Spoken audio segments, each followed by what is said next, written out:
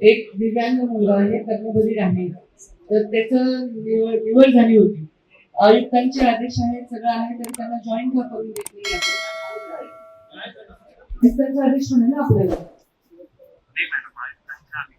एक minute check करते कुठे तुमचं आयुक्तांचा आदेश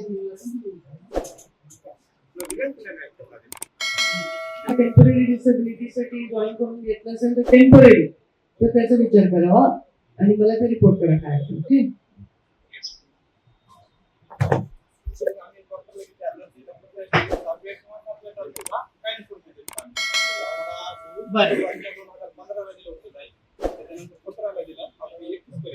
आता बेटा तुला कधीच कायमच